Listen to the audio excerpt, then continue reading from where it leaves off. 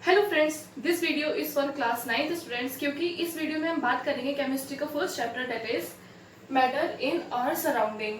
तो friends, science is not a subject, science the love, because हमें पता चलता है हमारे एनवायरमेंट में सारी चीजें हो रही हैं, क्यों हो रही है, कैसे हो रही है। जैसे आज इस चैप्टर में हम जानेंगे कि मटके का पानी ठंडा कैसे रहता है, समर में हमें कॉटन क्लॉथ्स क्यों पहनते हैं, नेल पॉलिश रिमूवर में क्या होता है और हमें एकदम ठंडा ठंडा क्यों लगता है, हमारे हैंड्स पर फील होता है। और जो कोल्ड एक ग्लास है, ग्लास में अगर ठंडा पानी हो तो उसके बाहर ऐसी ड्रॉपलेट्स जो आ जाती हैं वो क्यों आती है, उनका रीजन क्या होता है, और एवोपोरेशन और बॉइलिंग में क्या डिफरेंस होता है, और आइस वाटर पे कैसे फ्लोट करती है। और जो सिंगर्स होते हैं, सिंगर्स तो उनकी स्टेज पर नीचे नीचे एकदम व्हाइट कलर का हो जाता है, धुआं क्लाउड जैसा, वो क्या होता है। और जो फायर होती है वो क्या है, सॉलिड है, लिक्विड है, गैस है, क्या है वो, ठीक है। ये सारी चीजें हमें पता चलेंगी। और समर में हम जो रूफ पर पानी डालते हैं वो क्यों डालते हैं, ओके। तो हमें ये सब चीजें पता चलेगा कि हम क्यों करते हैं ये सारी चीजें, ठीक है। तो हम आते हैं, इसमें बहुत सारे टॉपिक है, that is matter. What is matter? Matter anything which have some mass which occupy some space. यहाँ पे हम एनसीईआरटी की सारी चीजें कवर करेंगे कि मैटर क्या होता है। ये मैटर जो है 3 टाइप का होता है, सॉलिड, लिक्विड, गैस। और कोई भी चीजें जो मास ऑक्यूपाई करे और वॉल्यूम, उसका कुछ वॉल्यूम हो, उसको हम बोलते हैं matter. Friends, don't confuse with mass and weight. Mass की ऐसा यूनिट होती है केजी एंड वॉल्यूम की मीटर क्यूब। ये सब चीजें हमें एनसीईआरटी में गिवन है, इन्फो होनी चाहिए। और मास क्या होता है, हमारे में मैटर कितना है वो, इसी में ही हम acceleration due to gravity G को मल्टीप्लाई करेंगे तब वेट आएगा, जो न्यूटन होता है, ओके। एंड मैटर होते हैं जो मेड अप ऑफ पार्टिकल्स, अलग अलग पार्टिकल से बनते हैं वो। तो हमारी कोई भी चीजें, मेरे हाथ में पेपर है, मार्कर है, आप लोगों के हाथ में फोन है, ये सब चीजें किससे बना है, बहुत छोटे छोटे मॉलिक्यूल से, बहुत छोटे छोटे पार्टिकल से। वो पार्टिकल्स कैसे होते हैं, उनकी क्या क्या कैरेक्टरिस्टिक्स होती है, तो आज हम जानते हैं। दैट इज 4 कैरेक्टरिस्टिक्स होती है। That is particles of matter have space between them, कि अगर वाटर में बाउल में वाटर है, उसमें हम सॉल्ट डालेंगे, ठीक है। तो सॉल्ट डालेंगे, हमने उसको चलाया, उसके बाद हमें वो सॉल्ट नहीं दिखा, वो सॉल्ट कहाँ गया, पानी का लेवल भी इंक्रीज नहीं हुआ। इसका मतलब जो वाटर के मॉलिक्यूल्स थे उनके बीच में स्पेस थी जहां पर सॉल्ट के मॉलिक्यूल्स आ गए, क्योंकि particles of matter very very small, जो ये आर वेरी स्मॉल, कि सॉल्ट जो था उसके पार्टिकल्स बहुत स्मॉल थे एंड और वाटर के बीच में स्पेस थी, इसलिए वो उसमें आ गए, हमें पता भी नहीं चला, उसका लेवल भी इंक्रीज नहीं हुआ। And particles of matter are continuously moving, जैसे कि हमारे एनवायरमेंट में जितने भी पार्टिकल्स है वो हमेशा मूव करते रहते हैं, कि सॉलिड के थोड़ा धीरे धीरे, लिक्विड के थोड़ा सा तेज, और गैस के थोड़ा ज्यादा एकदम तेज, ठीक है। तो ये जितने भी पार्टिकल्स होते हैं कॉन्टिन्यूसली मूव करते हैं तो इनमें मोशन है, कौन सा, ब्राउनियन मोशन। ब्राउनियन मोशन मतलब रैंडम, कोई भी चीज है, पार्टिकल रैंडम मूव कर रहे हैं ऐसे ऐसे, तो उसमें होगा ब्राउनियन मोशन। जैसे कि आप लोगों ने देखा होगा कि कभी भी सनलाइट आती है हमारे एयर में, तो हमें जो व्हाइट दिखता है, तो वो क्या होता है, वो सब पार्टिकल्स होते हैं। तो जब जैसी लाइट आती है उसको स्कैटर करते हैं, जिस वजह से हमें वो छोटे छोटे पार्टिकल्स दिखते हैं जो ब्राउनियन मोशन कर रहे होते हैं। इस जैसे सनलाइट आई, पार्टिकल्स दिखे, इस प्रोसेस को क्या बोलते हैं, टिंडल इफेक्ट। एंड हमारी और कैरेक्टरिस्टिक्स क्या होती है कि particles of matter attract each other, इनमें कुछ ना कुछ फोर्स होता है। इन जो पार्टिकल्स के मैटर होते हैं एक दूसरे में अट्रैक्ट करके रखते हैं एक दूसरे को, कि जैसे कि हम पानी को कट नहीं कर सकते, क्यों, क्योंकि उसके बीच में उनके जो पार्टिकल्स है उनके बीच में एक फोर्स है, वो बहुत छोटे से है और एकदम वो मोशन करते रहते हैं। और ये स्टेट्स ऑफ मैटर की कितनी स्टेट होती हैं, जैसे 3 होती हैं, और भी 2 हैं, उनके बारे में पढ़ेंगे, प्लाज्मा और बीईसी। ये क्या क्या है, सॉलिड, लिक्विड एंड गैस। तो हम पहले बात कर रहे थे मैटर के बारे में। आपको पता है कि एशियन फिलोसफर्स ने मैटर को बोला गया था कि जितने भी मैटर होते हैं वो 5 एलिमेंट से बने होते हैं, दैट इज पंच तत्व जिसे बोलते हैं, that is soil, air, water, sky and fire. उन्होंने बोला कि ये जो 5 चीजों से ही हमारा सारा बना है, बट मॉडर्न साइंटिस्ट ने इन मैटर्स को बांटा फिजिकल और उसके केमिकल प्रॉपर्टीज में। तो हमने पहले देख लिया कि फिजिकल प्रॉपर्टीज क्या कहती है मैटर की, कि जो मैटर के पार्टिकल्स होते हैं that are very small, continuously moving, have space between them and attract each other. जैसे कि हमने बात करी ब्राउनियन मोशन की, तो उसमें क्या होता है, जैसे गैसेस के पार्टिकल्स जो हैं, पहले हम इसमें देखते हैं कि सॉलिड्स, लिक्विड, गैस, हमने 3 के बारे में बात करी थी, ठीक है। तो जो सॉलिड्स होते हैं उनका फिक्स्ड शेप होता है, फिक्स्ड वॉल्यूम होती है, वो रिजिड होते हैं एकदम टाइट, और उनकी बाउंड्रीज होती हैं और वो इनकम्प्रेसिबल होते हैं। कि जैसे ये है, ये क्या है, सॉलिड है। किस कोई भी एग्जांपल ले सकते हैं आप, डेस्क, चेयर, ये बोर्ड, डिस्क, एंड ये सब क्या है कि सॉलिड्स। तो इसकी एक फिक्स शेप है, मैं इसकी शेप चेंज नहीं कर सकती हूँ, और वॉल्यूम भी सेम है, इसकी जो बाउंड्रीज है इतना इतना हो गया तो ये हमारा सॉलिड हो गया, ठीक है। But what about rubber band, rubber band की तो बाउंड्रीज नहीं है, हम तो उसको खींच सकते हैं, ये कर सकते हैं। व्हाट अबाउट शुगर, शुगर तो मतलब हम वो रिजिड नहीं होती ना। And what about sponge, sponge को तो हम दबाएंगे तो हम उसे कंप्रेस कर सकते हैं। So these are solid. But जब रबर जब स्ट्रेच होती है, जब हम फोर्स लगाते हैं, जब हम फोर्स को रिलीज कर देंगे तो वो दोबारा अपना साइज शेप रिगेन कर लेगी, इसलिए वो भी क्या है, सॉलिड है। ऐसे ही स्पंज, स्पंज में क्या होता है, होल्स होते हैं, उसमें एयर होती है, जैसे हम उसे कंप्रेस करते हैं तो एयर बाहर आ जाती है, जिससे कि वो कंप्रेस हो जाता है, वो भी सॉलिड ही है। एंड जो शुगर और सॉल्ट के जो वो होते हैं वो क्रिस्टल फॉर्म में होते हैं, इसका जो उनका जो क्रिस्टल्स होता है ना वो सॉलिड है। ओवरऑल भले उसकी फिक्स्ड बाउंड्रीज ना हो, रिजिड ना हो, बट वो क्रिस्टल फॉर्म में है, इसलिए वो भी जो है सॉलिड है, ठीक है। अब हम देखते हैं लिक्विड। लिक्विड क्या होती है, उनकी वॉल्यूम फिक्स्ड होती है, लेकिन उनका शेप चेंजेस होता रहता है। मतलब अगर हम उसको किसी और में डालेंगे तो वो उसका शेप ले लेगी, लेकिन वॉल्यूम तो उतनी ही रहेगी, है ना। जैसे गैसेस की, अगर जैसे लिक्विड के एग्जांपल्स क्या हो गए, मिल्क हो गया, ऑयल हो गया, जूसेस हो गए, ये सारी चीजें। सॉलिड के जो पार्टिकल्स होते हैं उनमें के बीच में स्पेस बहुत कम होता है, क्योंकि उनका जो फोर्स ऑफ अट्रैक्शन होता है ना वो बहुत स्ट्रांग होता है। But as compare to liquid इनका फोर्स ऑफ अट्रैक्शन सॉलिड से कम होता है, लेकिन गैसेस से ज्यादा होता है। कि ये सॉलिड के पार्टिकल्स होते हैं, ये लिक्विड के, और ये गैसेस के, ये जो है रैंडमली मूव करते हैं, एकदम रैंडमली मूव करते हैं, जिगजैग। उसके बाद और इनके बीच में फोर्स ऑफ अट्रैक्शन बहुत कम होता है और स्पेस बहुत ज्यादा होती है इनके बीच में। लेकिन लिक्विड में क्या होता है कि फोर्स ऑफ अट्रैक्शन इससे कम होता है बट इससे ज्यादा होता है, एंड स्पेस जो है इससे ज्यादा होती है बट इससे कम होती है इनके बीच में, पार्टिकल्स के बीच में। इसलिए इनका जो है शेप चेंज होते रहता है एंड वॉल्यूम इनकी फिक्स्ड रहती है। और जो गैसेस है, गैसेस जो होती है कॉम्प्रेसिबल होती है, कि और उनका कोई फिक्स्ड शेप नहीं होता, ना ही फिक्स्ड वॉल्यूम होता है। वो एकदम कंटेनर में पूरा फुल होगी तो उसमें ना वॉल्यूम, क्योंकि उनके पार्टिकल्स के बीच में इतना सारा स्पेस होता है और इतना एकदम यूं ही मूव करती रहती हैं और फोर्स ऑफ अट्रैक्शन नहीं होता है, इसलिए उनकी कोई भी शेप फिक्स नहीं है, ना ही कोई वॉल्यूम उनका फिक्स्ड है। वो रैंडमली मूव करती हैं ब्राउनियन मोशन में। एंड जैसे कि और वो जो है कॉम्प्रेसिबल होती है, अगर हम उसमें एक कंटेनर में प्रेशर लगाएंगे तो वो क्या है, कॉम्प्रेस भी हो सकती है गैसेस, बट सॉलिड नहीं हो सकते, सॉलिड इनकम्प्रेसिबल है क्योंकि, और लिक्विड को भी हम कंप्रेस कर सकते हैं, ठीक है।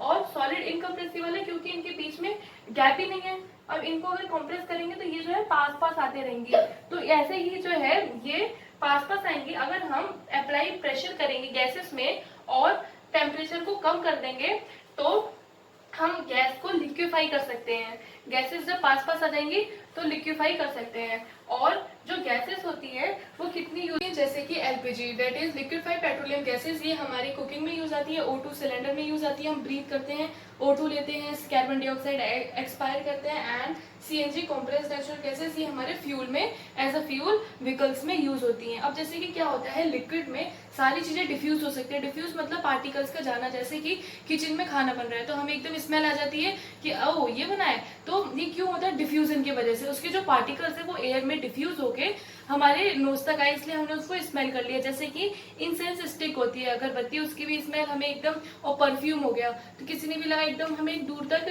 स्मेल आ जाती है। क्यों, वो तो उधर है, क्यों, क्योंकि डिफ्यूजन की वजह से, ठीक है। उसके पार्टिकल्स जो है उनके जो फोर्स ऑफ अट्रैक्शन है वो बहुत कम है, इसलिए हमें एक जगह से दूसरी जगह डिफ्यूज हो जा रहे हैं वो। ऐसे ही क्या होता है, लिक्विड में सारी चीजें डिफ्यूज हो सकती है, जैसे कि सॉल्ट मिक्स हो सकता है लिक्विड में, लिक्विड मिक्स हो सकता है। जैसे फॉर एक्वेटिक लाइफ, मतलब एक्वेटिक प्लांट्स, फिशेस, एनिमल्स, उनके वजह में क्या होता है कि पानी में ही O2, carbon dioxide and oxygen diffuse रहती है, जिससे कि एक्वेटिक एनिमल्स और प्लांट्स उनको ब्रीथ इन एंड आउट कर सकते हैं। एंड तो यहाँ पे हमारा हो गया। उसके बाद जैसे कि क्या होता है कि जो गैसेस के मॉलिक्यूल्स होते हैं वो क्या करते हैं, जैसे जैसे अगर हम उनमें काइनेटिक एनर्जी होती है, वो मूव मोशन करते हैं तो उनमें कोई वेलोसिटी होती है, उनमें कोई काइनेटिक एनर्जी होती है। अगर हम टेम्परेचर बढ़ाते हैं तो उनकी काइनेटिक एनर्जी भी इंक्रीज हो सकती है। काइनेटिक एनर्जी होती है ड्यू टू इट्स मोशन की वजह से। सो वो पार्टिकल्स क्या होते हैं, एक दूसरे को हिट करते हैं, प्लस वो जिस कंटेनर में होते हैं उसकी वॉल को हिट करते हैं। इस वजह से क्या है कि कितने एरिया पे कितना वो फोर्स एक्सर्ट करते हैं, मतलब वो जो है एक प्रेशर एक्सर्ट करते हैं। उसके जो मॉलिक्यूल्स होते हैं, गैसेस के मॉलिक्यूल्स का एक प्रेशर एक्सर्ट करते हैं। अब जैसे कि देखते हैं कि सॉलिड की डेंसिटी सबसे ज्यादा होती है, उससे कम लिक्विड की होती है और सबसे कम जो है गैसेस की होती है। बट व्हाट अबाउट आइस, जैसे कि जो इसकी ज्यादा डेंसिटी होती है वो सिंक करता है, जिसकी डेंसिटी कम होती है वो फ्लोट करता है। बट आइस क्या है, सॉलिड, उसकी डेंसिटी ज्यादा हुई और लिक्विड की डेंसिटी कम हुई, तो जो आइस है उसको तो सिंक करना चाहिए, बट वो फ्लोट क्यों करता है? बिकॉज आइस में क्या होता है कि उसकी वॉल्यूम बहुत ज्यादा होती है, डेंसिटी, क्योंकि डेंसिटी हमारा क्या होता है, मास बाय वॉल्यूम। तो आइस में क्या होगा, वॉल्यूम ज्यादा होगी, इस वजह से डेंसिटी कम होगी। तो डेंसिटी कम हो गई, लिक्विड से डेंसिटी कम हो गई आइस की, इस वजह से वो है आइस फ्लोट करती है। तो ये जितने भी मैटर के स्टेट्स ऑफ मैटर होते हैं, क्या हम इन दोनों इन सबको एक दूसरे से कन्वर्ट कर सकते हैं? जैसे सॉलिड को लिक्विड में बना सकते हैं, लिक्विड को गैस में बना सकते हैं। तो देखिए कैसे, जैसे जैसे अगर हम टेम्परेचर बढ़ाते हैं, इसका मतलब हम काइनेटिक एनर्जी उनकी इंक्रीज कर रहे हैं। जो पार्टिकल्स होंगे मैटर के, उनकी काइनेटिक एनर्जी इंक्रीज होगी, डेट मीन्स वो वाइब्रेट करने लगेंगे। तो जो वो वाइब्रेट करेंगे तो जो उनकी एनर्जी रिलीज हुई ना, तो जितना भी उनमें पार्टिकल्स में फोर्स ऑफ अट्रैक्शन होगा, उनको ब्रेक करने के लिए यूज होगी वो एनर्जी। तो वो पार्टिकल क्या होगा, अपनी जगह से एकदम फ्री मूव करेगा। ठीक है, मतलब हम उनको एनर्जी देंगे, अपनी जगह से जाके एकदम वो फ्रीली मूव कर पाएंगे। तो हम इसको जो है फोर्स ऑफ अट्रैक्शन कम हो गया तो वो लिक्विड से गैस में आ गए, सॉलिड से लिक्विड में आ गए। तो देखिए कैसे कि सॉलिड से लिक्विड में कन्वर्ट होने को बोलते हैं हम फ्यूजन। सॉलिड से लिक्विड में कन्वर्ट होने को हम बोलते हैं फ्यूजन। लिक्विड से गैस में कन्वर्ट होने को हम बोलते हैं vaporisation. The process in which the liquid is converted into gas is called vaporization. And gas से सॉलिड में कन्वर्ट होने को हम बोलते हैं डिपोजिशन। एंड इसका रिवर्स अगर हम करते हैं सॉलिड से गैस में, इसको बोलते हैं सब्लिमेशन। सब्लिमेशन क्या होता है, the process in which the solid is converted into gas without liquid, उसको हम बोलते हैं सब्लिमेशन। फॉर एग्जाम्पल कैम्फर, जो कपूर होता है वो, जैसे कि नेप्थिलीन बॉल्स जो हम कपड़ों में डाल देते हैं उसके बाद देखते हैं वो वहां नहीं होती, वो सॉलिड होती है और डायरेक्ट सब्लिमेशन के थ्रू वो गैस बन जाती है। जैसे कि सॉलिड्स कार्बन डाइऑक्साइड जो होता है ड्राई आइस, वो क्या होता है, जो सॉलिड कार्बन डाइऑक्साइड होता है उसको हम ड्राई आइस भी बोलते हैं। तो उसका अगर वो सब्लिमेशन करके सॉलिड से जो है डायरेक्ट गैस में बन जाती है। जैसे कि जो सिंगर्स होते हैं स्टेज पे, तो उनके नीचे नीचे जो हमें रहता है ना एकदम क्लाउड जैसा हम लोगों को लगता है, वो होती है सॉलिड कार्बन डाइऑक्साइड। उस प्रोसेस को बोलेंगे हम सॉलिड से गैस को सब्लिमेशन। गैस से लिक्विड में कन्वर्ट होने को हम बोलते हैं कंडेंसेशन, और लिक्विड से सॉलिड में कन्वर्ट होने को हम बोलते हैं सॉलिडिफिकेशन। तो और एक होता है एवापोरेशन, एक होता है बॉइलिंग पॉइंट। इन दोनों में डिफरेंस क्या होता है? बॉइलिंग पॉइंट क्या होता है, द मिनिमम टेम्परेचर जिसमें सॉलिड जो है लिक्विड गैस में कन्वर्ट होती है। द मिनिमम टेम्परेचर की एटमॉस्फेरिक प्रेशर पर ही जब हमारा लिक्विड गैस में कन्वर्ट होता है, इसको हम बोलते हैं बॉइलिंग पॉइंट। तो बॉइलिंग पॉइंट क्या होता है हमारा, 100 डिग्री सेल्सियस, मतलब 373 केल्विन। तो वो क्या होता है कि एकदम फिक्स्ड पर ही होगा। अगर बॉइलिंग पॉइंट से कम टेम्परेचर पर होगा और तो उसको हम लोग क्या बोलते हैं कि एवापोरेशन। किसी भी टेम्परेचर पर होगा, एवापोरेशन क्या होगा कि सरफेस पे होगा, बट बॉइलिंग क्या होगा, पूरे बल्क में होगा। ठीक है, तो ये हमारा ये हो गया कि हम जो है इनको कन्वर्ट कर सकते हैं। तो हमारा, और जब सॉलिड से लिक्विड में कोई चीज कन्वर्ट हो रही है तो मेल्ट हो रही है, मतलब मेल्टिंग पॉइंट क्या होता है, मेल्टिंग पॉइंट हमारा क्या होता है 0 डिग्री सेल्सियस, और हमारा बॉइलिंग पॉइंट क्या होगा हमारा 100 डिग्री सेल्सियस। मतलब कि ये 273 केल्विन एंड ये हो गया 373 केल्विन। तो केल्विन हमारी एसआई यूनिट होती है टेम्परेचर की। अब जैसे क्या होगा, सॉलिड जो है लिक्विड में कन्वर्ट हो रहा है, मतलब मेल्ट हो रहा है मतलब सॉलिड जो है लिक्विड में मेल्ट हो रहा है।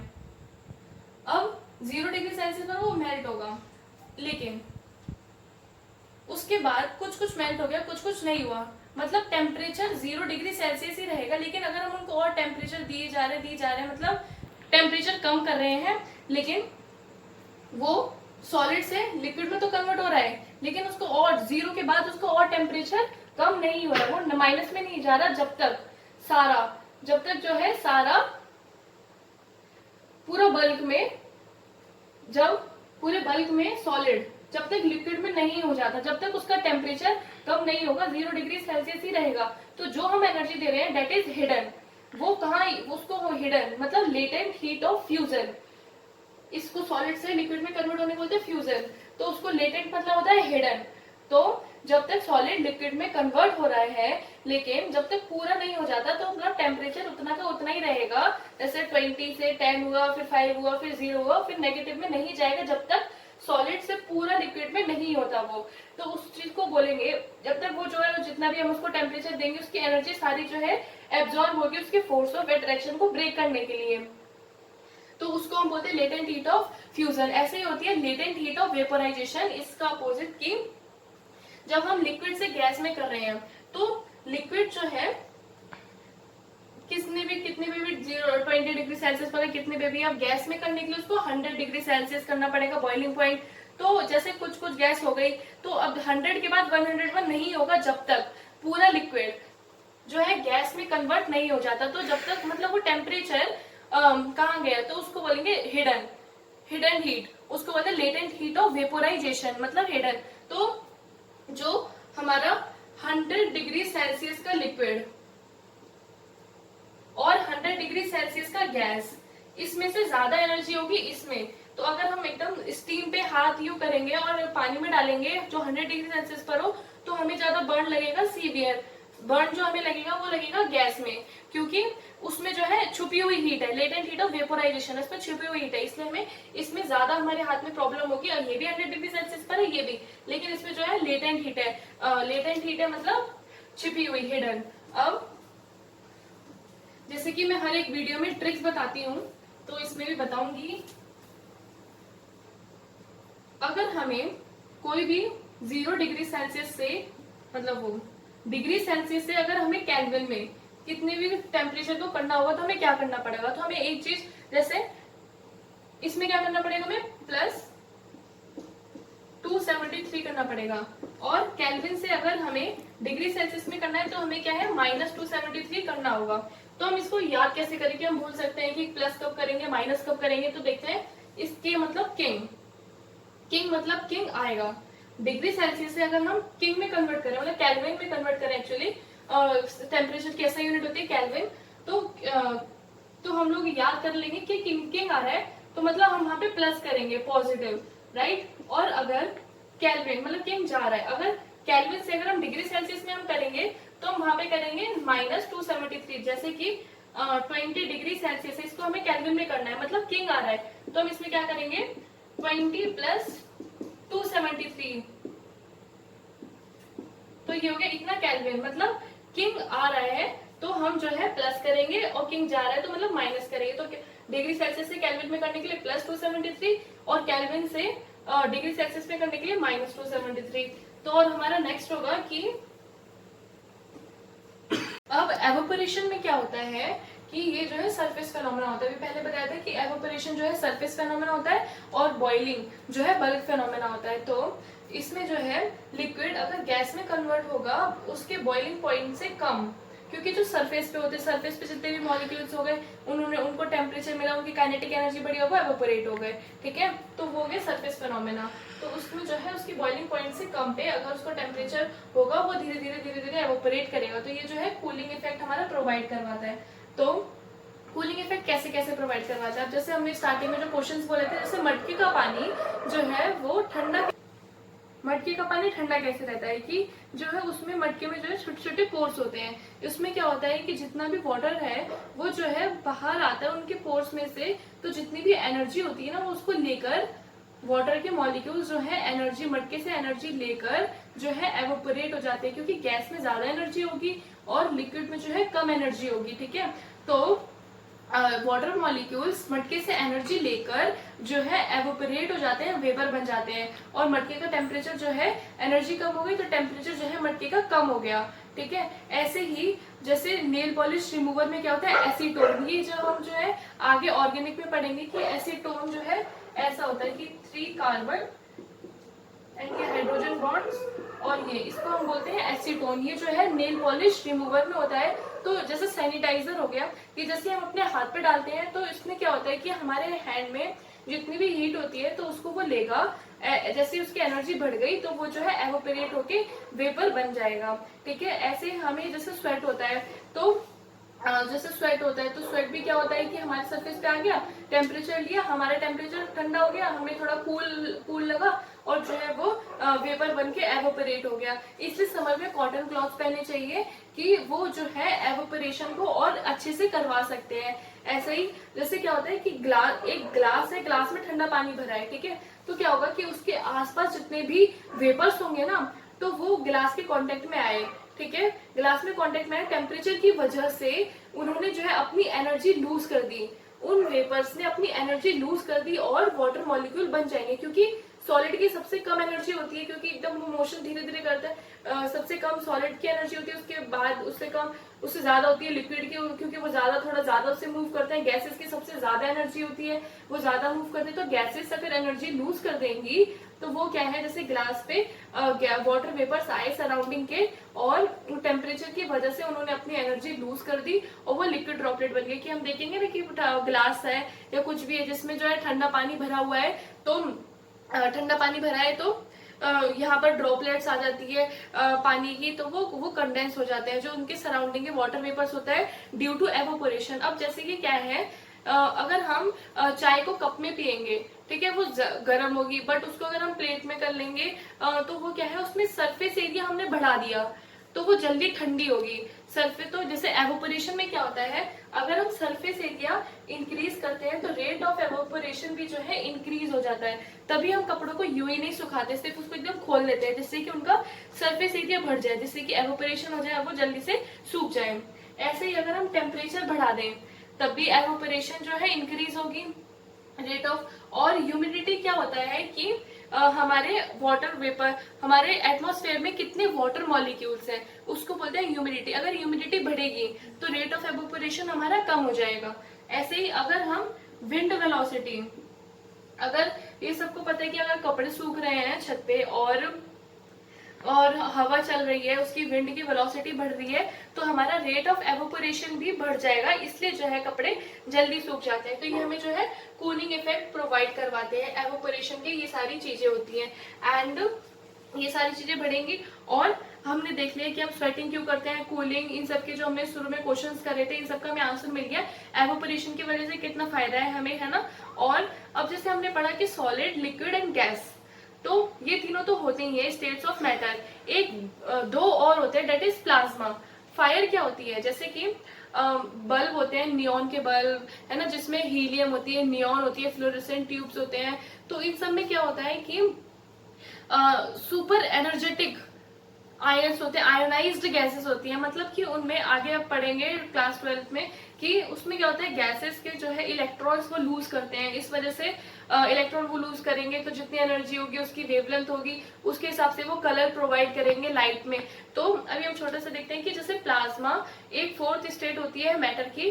तो प्लाज्मा से क्या है, जैसे सन की रोशनी, मून, स्टार्स, ये लोग शाइन करते हैं, है ना। जैसे बल्ब में क्या होता है, गैसेस भरी होती है, वो इलेक्ट्रिसिटी से आयोनाइज होती है एंड इलेक्ट्रॉन लूज करती हैं और हमें जो है ग्लो प्रोवाइड करती है, उसको हम बोलते हैं plasma, that is fourth state of matter. And fifth is Bose Einstein condensate. ये जो है 1920 में आइंस्टाइन और बोस ने देखा था कि अगर जो डेंसिटी नॉर्मल डेंसिटी होती है उससे बाय 1000 और 100 टाइम्स किसी की डेंसिटी हो और उसको हम बहुत ज्यादा कूल करें, बहुत ज्यादा टेम्परेचर पे, बहुत कम टेम्परेचर पे बहुत ज्यादा कूल करते हैं, तो बनेगा बोस आइंस्टाइन कंडेंसेट।